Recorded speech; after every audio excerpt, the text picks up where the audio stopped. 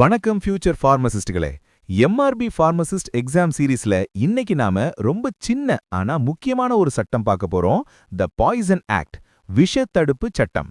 விஷத்துல கூட ரூல்ஸ் இருக்கா சார்னு கேட்டா, ஆமாம் பாஸ், தப்பான ஆட்கள் கைக்கு விஷம் போகக்கூடாதுங்கிறதுக்காக பிரிட்டிஷ் காலத்திலேயே ஒரு ஸ்ட்ரிக்டான சட்டத்தை போட்டிருக்காங்க. இத எம்ஆர்பி எக்ஸாமுக்கு ஈஸியா எப்படி படிக்கிறதுன்னு ட்ரிக்ஸோட சொல்லித்தரேன், நோட் பண்ணிக்கோங்க. 1. இம்பார்ட்டன்ட் டேட், முக்கிய தேதி. ஜாலியன் வாலாபாக் செப்டம்பர் ட்ரிக். சட்டம் நிறைவேற்றப்பட்ட நாள் 3 செப்டம்பர் 1919. இதை எப்படி ஞாபகம் வச்சுக்கிறது? இந்திய வரலாற்றிலேயே மிக கொடூரமான வருஷம் 1919, ஜாலியன் வாலாபாக் படுகொலை. அந்த சம்பவத்தை வெள்ளைக்காரன் நமக்கு கொடுத்த கொடிய விஷம் பாய்சன்னு நான் ஏற்கனவே ரிலேட் பண்ணி சொல்லியிருக்கேன் இல்லையா? அப்போ பாய்சன்னா 1919, செப்டம்பர் மாசம் 3ஆம் தேதி என்பதை எப்படி ஞாபகம் வைப்பீங்க? 3 லெட்டர்ஸ்ல வருதா? விஷம் குடிச்சா செத்தோம், செத்தோம்னா செப்டம்பர், செப்டம்பர் 3 ஃபிக்ஸ் ஆயிடுச்சா? 2. இம்போர்ட் அண்ட் பொசஷன், யார் கண்ட்ரோல்ல இருக்கும்?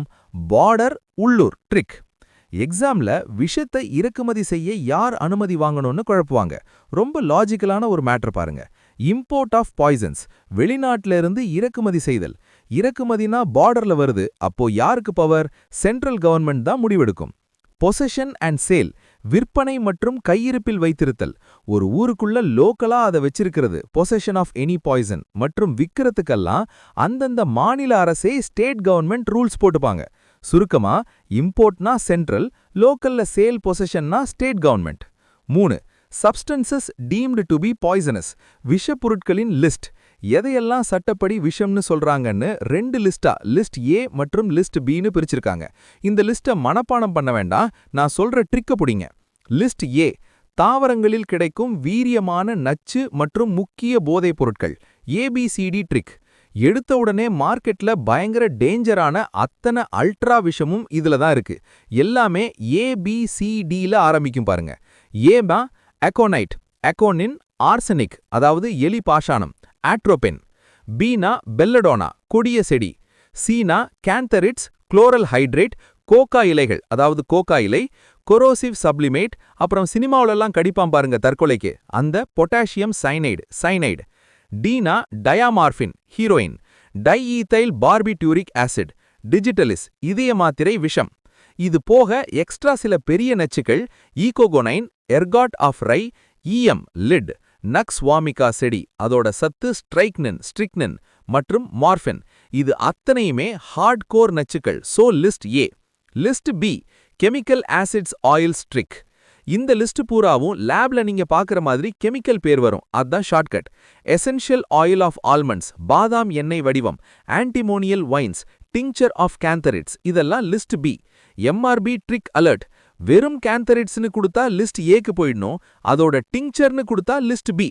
மிச்ச எல்லாமே ஆசிட் அண்ட் கெமிக்கல்ஸ் தான். கார்பாலிக் ஆசிட், குளோரோஃபார்ம் மயக்க மருந்து, mercuric sulphocyanide, oxalic acid, all oxides of mercury, zinc chloride மற்றும் பாப்பீஸ். எம்ஆர்பி சூப்பர் எம்சிக்யூ கேள்வி ஒன்னு இருக்கு. ஆல் சால்ட்ஸ் ஆஃப் பேரியம் அதாவது பேரியம் உப்புக்கள் அனைத்தும் லிஸ்ட் பி விஷம் தான். ஆனா ஆப்ஷன்ல எக்ஸப்ட் என்னன்னு கேட்பான். நல்ல ஞாபகம் வைங்க, பேரியம் சல்ஃபேட் மட்டும் விஷம் கிடையாது.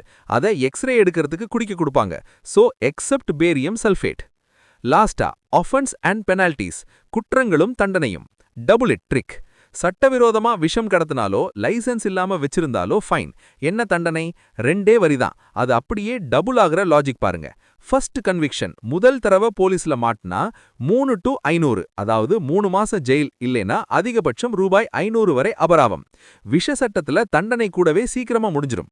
செகண்ட் கன்விக்ஷன், திருந்தாம 2வது தடவையும் அதையே செஞ்சு மாட்டினா அப்படியே மேல உள்ள தண்டனையை டபுள் ஆக்குங்க.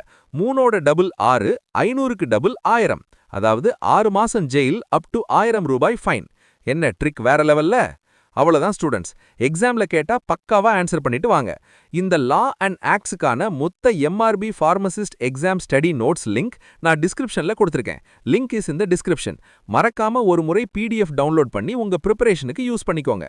நெக்ஸ்ட் கிளாஸ்ல இன்னும் சூப்பரான லாஜிக்ஸோட வந்து சந்திக்கிறேன். பாய் அண்ட் ஆல் தி பெஸ்ட்.